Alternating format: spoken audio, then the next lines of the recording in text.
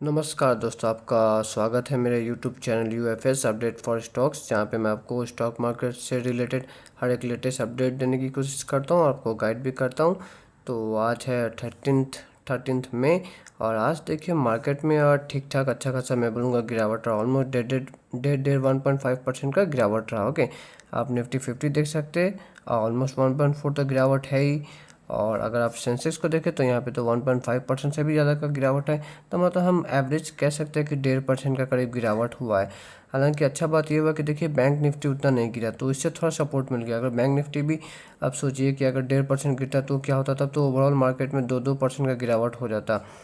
Okay, और एक और अच्छा चीज़ है कि देखिए निफ्टी 50 में तो लार्ज कैप्स मतलब यहाँ पे तो अच्छा गिरावट रहा, लेकिन अगर आप देखेंगे एक बार मिड कैप में तो ऑलमोस्ट फ्लैट ही रहा। ओके, यहाँ पे तो कोई गिरावट हुआ ही नहीं। ओके, उसी तरह आप अगर थोड़ा स्मॉल कैप्स इंडेक्स को भी देखें ना, जैसे कि स्मॉल कैप 100 हो गया, स्मॉल कैप 50 हो गया, तो यहाँ पे तो पॉजिटिवनेस था। यहाँ पे तो ऑलमोस्ट आधा परसेंट 1% का तेज़ी था।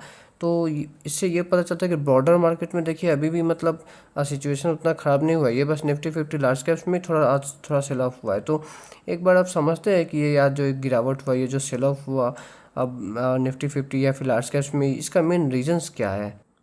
तो गिरावट का देखिए पहला जो रीज़न था वो था प्रॉफिट बुकिंग। ओके, अब देखिए ये एक सच बात है, ये हमें एक्सेप्ट करना पड़ेगा कि अब most of the investors, okay, हम इंक्लूडिंग मैं और आप, हम लोग देखिए क्विक मनी हमें चाहिए। ओके, हमें शॉर्ट टर्म में ज़्यादा से ज़्यादा पैसा चाहिए। ओके, समय में हमें ज़्यादा पैसा चाहिए। तो इसका मतलब क्या हुआ कि कल जब मार्केट इतना अच्छा रैली किया, ओके, कल आपने देखा होगा कि यार निफ्टी 50 में 4% का तेज़ी था, निफ्टी 50 और सेंसेक्स में भी ऑलमोस्ट 4% का तेज़ी था। तो जब इतना खतरनाक लेवल का तेज़ी इंडेक्स पे आ जाए ना, तो उसके बाद हर एक इन्वेस्टर्स मतलब कुछ ना कुछ अपना पैसा जरूर मतलब आप कैश आउट करना चाहता है, वो जरूर प्रॉफिट बुकिंग करके कुछ ना कुछ जरूर पैसा अपने पास कैश रखना चाहता है।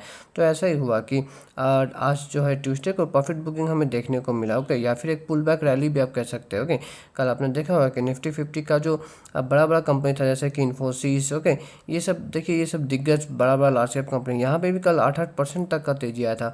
तो इतना तेजी के बाद एक प्रॉफिट बुकिंग होना ना मामूली बात ही मैं कहूँगा। ओके, क्योंकि इससे जो है प्रॉफिट बुकिंग करने से आप अपना कैश हाथ पे ज़्यादा रख पाते, तो फ्यूचर में अगर और गिरावट आया तो फिर आप उस गिरावट का फ़ायदा भी उठा पाते। तो ये जो प्रॉफिट बुकिंग है ना, ये तो था पहला गिरावट का मेन कारण।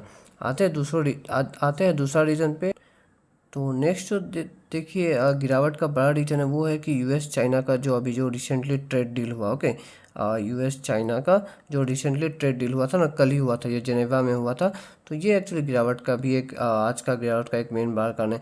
देखिए जब तक यूएस और चाइना के बीच में बहुत ज़्यादा टैरिफ वार चल रहा था ना, तब तो ऐसा लग रहा था कि यूएस का जो जायंट कंपनीज है, जैसे कि आपका एप्पल हो गया, ओके, माइक्रोसॉफ्ट हो गया, ओके, या टेस्ला हो गया, ऐसा लग रहा था कि वो जो बड़े बड़े जो कंपनीज हैं वो अपना मैन्युफैक्चरिंग जो प्लांट है वो चाइना से डाइवर्सिफाई करके दूसरे दूसरे कंट्री में ले जाएंगे, जैसे कि इंडिया इसके लिए बेस्ट ऑप्शन था। ओके, लेकिन अभी कल जो डील हो गया ना, कल आपने देखा होगा कि डील हुआ जिसमें कि यूएस ने चाइना पे टैक्स कम करके अभी 30% का टैक्स कर दिया चाइना पे। ओके, 30%।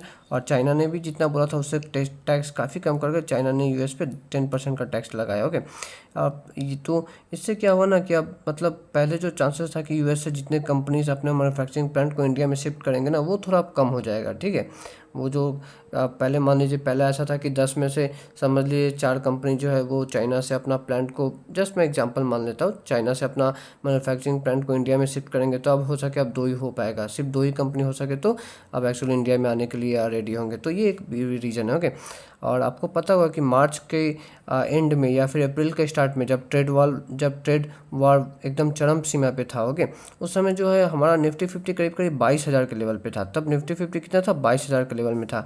और बीच में तो ऐसा भी हुआ था कि निफ्टी 50 का जो पी रेशियो था ना, वो 20 का भी नीचे आ गया था। लेकिन अब देखिए, अब निफ्टी 50 22,000 से बढ़कर 24,600 के करीब पे आ गया। तो आप सोचिए ये इतना कम 1 डेढ़ महीना में इतना जो खतरनाक जो रैली आया ना, तो इससे हमारा बाजार अब उतना मतलब अट्रैक्टिव वैल्यूएशन पर नहीं अवेलेबल है। ओके, तो जो हमारा जो बाज़ार वो पहले इन्वेस्टर्स के लिए एक हाइडिंग प्लेस, मतलब एक छिपने के लिए अच्छा जगह था, क्योंकि यहाँ पे रिस्क भी कम था। चाइना पे तो रिस्क ज़्यादा था, वहाँ पे ट्रम्प बोल रहे थे कि हम 100-150% टैक्स लगाएंगे, लेकिन एक्चुअली में तो अब तो उतना टैक्स लगा नहीं। तो पहले जो हमारा बाज़ार जो मतलब एक अब इन्वेस्टर्स को बचाने के लिए एक जो सेफ जगह था, वो जो है आप इन्वेस्टर चाहे तो आप फिर से एक बार चाइना में भी जा सकते हैं, क्योंकि चाइना पे ओवरऑल टैक्स अब बहुत कम लगा होगा, 30% ही टैक्स लगा है। ठीक है, तो सीएलएसए का ये मानना है कि इंडियन इंडियन जो मार्केट है उसने अपना रिलेटिव अट्रैक्टिवनेस जो था ना वो थोड़ा खो दिया। ओके, क्योंकि जैसे मैंने बताया कि एक तो वैल्यूएशन बढ़ गया। ओके, 22,000 से आज देखिए मार्केट 24,500 पे आ गया, और ऊपर से चाइना में पहले जो लगा था कि 100-150% टैक्स लगेगा, वो भी नहीं हुआ, वो सिर्फ 30% पे लगा। तो इसलिए अब जो कुछ इन्वेस्टर जो है वो वापस अपने पैसा को जो है चाइना में ही मतलब इनफ्लो कराएंगे, चाइना में इन्वेस्ट करेंगे। आते हैं नेक्स्ट बड़े रीजन पे गिरावट का, तो वो है क्रूड ऑयल। देखिए क्रूड ऑयल प्राइस अभी भी एक्चुअली मैं बोलूँगा कम है। ओके, अभी कितना है पता है, अभी अभी ऑलमोस्ट $65 के आसपास है पर बैरल। ओके, लेकिन ये बीच में ना 60 या 60 के भी आई गेस नीचे भी चला गया था। तो एनीवे 8-10% का तेज़ी तो हो गया है। ओके, क्रूड ऑयल में। ओके, ये जैसे मैंने आपको बताया कि ये अभी भी सस्ता है, बट एनीवे 8-10% का तेज़ी तो आ गया है क्रूड ऑयल में। जो बॉटम जो बना था वहाँ से अभी $65 के आसपास है। तो देखिए हमारे इंडियन मार्केट के लिए जितना मतलब क्रूड ऑयल नीचे जाए ना उतना ही अच्छा है। अभी भी ऐसा नहीं कि कोई बहुत ऊपर आ गया, बट जो भी हो, जब $60 का था उससे तो थोड़ा सा ज़्यादा महंगा हो गया ना, तो ये भी थोड़ा बहुत मतलब हमें मतलब हर्ट कर रहा है एक्चुअली। ज़्यादा नहीं, बट हाँ थोड़ा बहुत मैं बोलूँगा कि ये भी प्रॉब्लम कर रहा है इंडिया के लिए। नेक्स्ट आते हैं यूएस ट्रेजरी बॉन्ड यील्ड। तो अभी जो लेटेस्ट जो यूएस ट्रेजरी बॉन्ड यील्ड है ना, वो मैं आपको दिखाता हूँ कि वो कितना है। वो एक्चुअली बढ़ गया है। ओके, यूएस का जो ट्रेजरी बॉन्ड यील्ड है देखिए वो बढ़ के कितना हो गया है, जो मार्च में करीब 4.25% का था, वो जो है अभी बढ़ के 4.447 पे आ गया। ओके, तो एक डिसेंट ग्रोथ हुआ है मतलब यूएस ट्रेजरी बॉन्ड में। तो इससे क्या होगा कि देखिए बहुत सारे जो बड़े बड़े इन्वेस्टर्स हैं वो क्यों स्टॉक मार्केट में पैसा लगा के रिस्क ले। ओके, देखिए जब फॉरेन इन्वेस्टर जब इंडिया में इन्वेस्ट करते हैं ओके लॉन्ग टर्म के लिए, तो उन पे एक तो कैपिटल गेन टैक्स तो लगता है, ऊपर से जो रुपी जो डेप्रिशिएट करता है वो भी उन्हें लॉन्ग टर्म में हर्ट करता है। तो उनका ओवरऑल अगर आप देखें ना कि कितना पैसा बना, वो थोड़ा कम ही बनता है। ओके, मे बी अगर 12-15% का मार्केट रिटर्न देता है ना, तो उनका मे बी ओवरऑल जो उनका जो पैसा बनता है वो रुपी से डिप्रिशिएट होने के बाद long term capital gain tax हटाने के बाद मे बी उनका वो 8-10% ही बनता है। ओके, तो वो भी उसके लिए भी उन्हें काफ़ी रिस्क लेना पड़ता है। लेकिन अगर वो ट्रेजरी में वो बॉन्ड्स में अगर इन्वेस्ट करे तब तो उन्हें कोई रिस्क नहीं लेना पड़ता, तब तो इन्हें आँख बंद करके 4.5% ऑलमोस्ट मिल जाता है। और देखिए इंडिया के लिए 4.5% बहुत कम है, लेकिन यूएस के लिए ये अच्छा खासा है, क्योंकि यूएस एक डेवलप इकोनॉमी है, वहाँ पे इन्फ्लेशन भी कम है। ओके, वहाँ पे इन्फ्लेशन 2.5% के ही करीब में है।